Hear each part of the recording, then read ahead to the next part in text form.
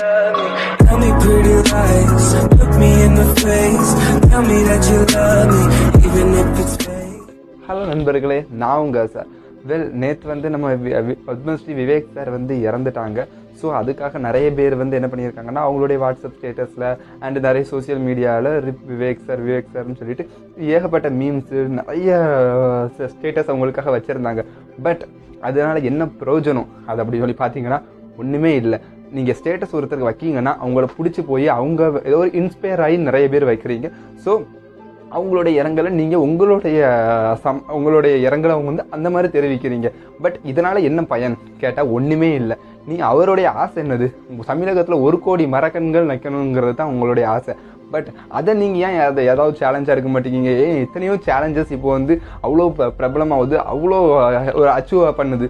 So நீங்கள் வந்து hashtag Vivek சேலஞ்சுன்னு சொல்லிட்டு ஒன்று கிரியேட் பண்ணிவிட்டு அதை நீங்கள் ஒரு பப்ளிசிட்டி பண்ணுங்களேன். அதுக்கு விவேக் சேலஞ்சுனா என்னதுன்னா ஒவ்வொருத்தரும் அவங்களுடைய இரங்கலுக்கு நீங்கள் அவங்களுடைய இரங்கல் தெரிவிக்கிற விதமாட்டு ஒவ்வொரு மரக்கன்கள் நடுங்க, ஒவ்வொரு இடத்துல நீங்கள் நடுங்க.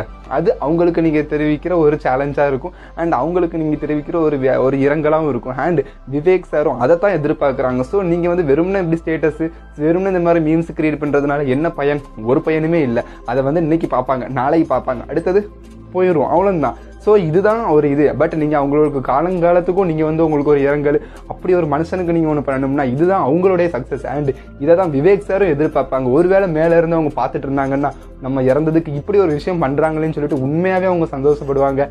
அண்ட் அந்த வச்ச ஒவ்வொருத்தருக்கும் அவ்வளோ ஒரு எப்படி சொல்ல ஒரு அச்சீவ்மெண்ட்டாகவும் இருக்கும். ப்ளஸ் அவங்கள நீங்கள் அந்த மரத்தை நீங்கள் ஒவ்வொரு டைம் பார்க்கும்போதும் விவேக் சாருக்கு செய்த நீங்கள் ஒரு நன்றி கடன் அண்ட் அவங்களுடைய இறந்ததுக்கு செய்த ஒரு இரங்கல் அருமையான ஒரு இரங்கலாக இருக்கும். இந்த பசங்களை இப்போ அடுத்து நெக்ஸ்ட் வீடியோவில் ஒரு பசங்க பண்ணுறது பாருங்கள். அந்த பசங்க வருங்கால ஜென்ரேஷன் அவங்க ஸ்டார்ட் பண்ணிட்டாங்க. என்னைக்கு நீங்கள் ஸ்டார்ட் பண்ண போகிறீங்க? எத்தனையோ ஆக்டர் ஆக்ட்ரிஸ் அவங்களுடைய சோசியல் மீடியாவில் இந்த மாதிரி அவங்களுக்கு இரங்கல் தெரிவிச்சுட்டு இருந்திருக்காங்க. பட் அதனால் பயன் என்னன்னு சொல்லி கேட்டால் எதுவுமே கிடையாது. அதுக்கு பதில் நீங்கள் அவங்க நினச்ச மாதிரி ஒவ்வொரு மரக்கன்கள் நடுங்க. அதே மாதிரி விவேக் சாரோடைய ஆசை 1 கோடி மரக்கன்கள் நடணும்ட்டு இதுவரை அவங்க 50 லட்சம் நட்டுருக்காங்க. பேலன்ஸ் நீங்கள் நட்டு அதை அச்சீவ் பண்ணுங்க. இதுதான் விவேக் சாரோடைய ஆசை. எத்தனையோ ஸ்பீச்லையும் விவேக் சார் அதை தான் சொல்லியிருக்காங்க. ஸோ வெறும்னா ட்ரோல் மீம்ஸ் இது வைக்கிறதுனால எந்த ஒரு பயனும் இல்லை. ஹேஷ்டேக் விவேக் சேலஞ்சுன்னு சொல்லிட்டு ஒரு ஹேஷ்டேக்கை ட்ரெண்ட் பண்ணுங்க. ட்விட்டர், வாட்ஸ்அப், ஃபேஸ்புக் சொல்லி எல்லா இடத்துலையும் ட்ரெண்ட் பண்ணுங்க. ஒவ்வொரு மரக்கன்களை நட்டுட்டு அது ஹேஷ்டேக்காக சேலஞ்சு ட்ரை பண்ணுங்க. கண்டிப்பாக அதுதான் சக்ஸஸ்ன்னு சொல்லலாம். வெறும்னா இப்படி மீம்ஸ் ட்ரோல்ஸ் வைக்கிறதுனால எந்த ஒரு பயனும் கிடையாது. நடிகர் விவேக் சார் காலமானார்.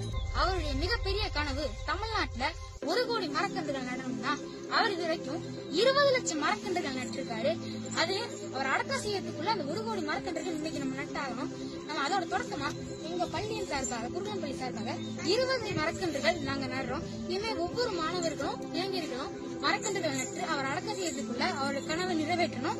அது மட்டும் இல்லாம கண்ணை அவர் பராமரிச்சு மரமாக்கிட்டார். அதே மாதிரி நாங்க அது வேற வந்து பானைகளை வச்சோம், சொட்டு நீர் பாசனங்கள் வைத்தோம்.